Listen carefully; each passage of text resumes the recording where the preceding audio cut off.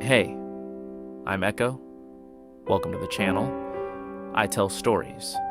Some are fiction and some are not, but all of them are meant to make you feel something.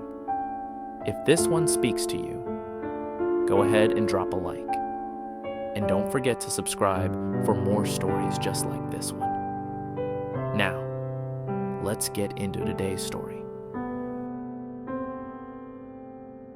There once was a high school boy who felt like a ghost in his own life. Lonely, invisible, trapped in a world where every day felt the same.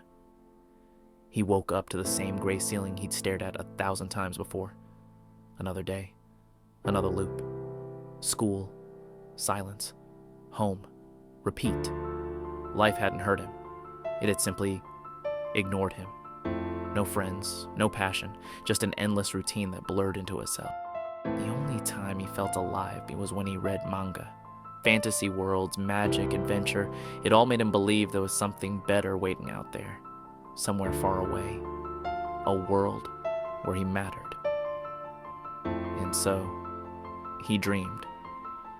Every day he wished he could be transported into another world where he could feel like he mattered, rather than living from this dull existence into something else.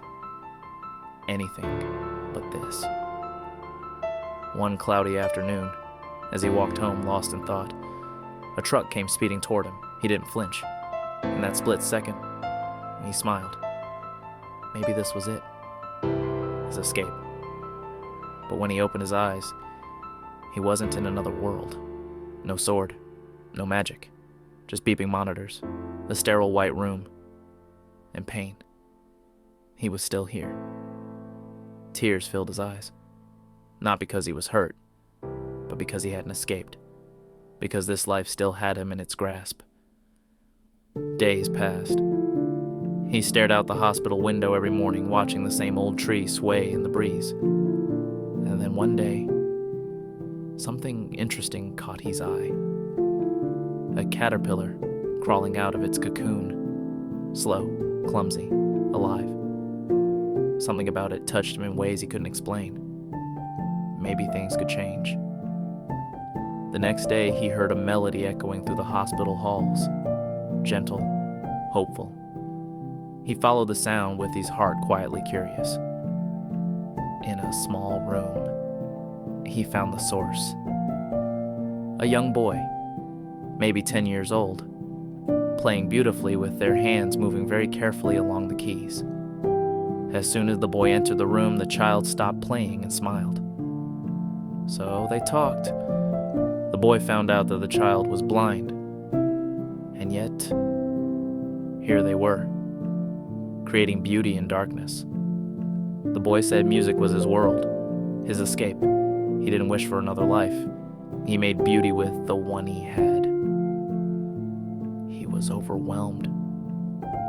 For the first time, he saw the life he had taken for granted, the parents who never left his side, the small things he'd ignored, the wonder in the world around him. He asked the child to teach him the piano he wanted to learn, not just how to play, but how to feel again. Day after day they played together. And for the first time, his heart felt full.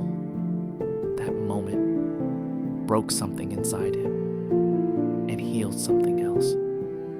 If this boy could find joy in darkness, maybe he could too. He still read manga, but not to escape anymore. Now it inspired him, made him dream again, but this time of things he could actually do. He recovered. He left the hospital. He smiled more, laughed a little louder. He even promised the blind boy he'd play for him next time. He wasn't a different person. He was still him. But now he saw the beauty in slow mornings, in quiet songs, in small kindnesses, in the people who'd always been there, even when he hadn't noticed. Sometimes we wish for another life, not because we hate this one, but because we haven't seen its beauty yet. But healing starts with one moment, one connection, one breath. You're not alone, and your story, it's far from over.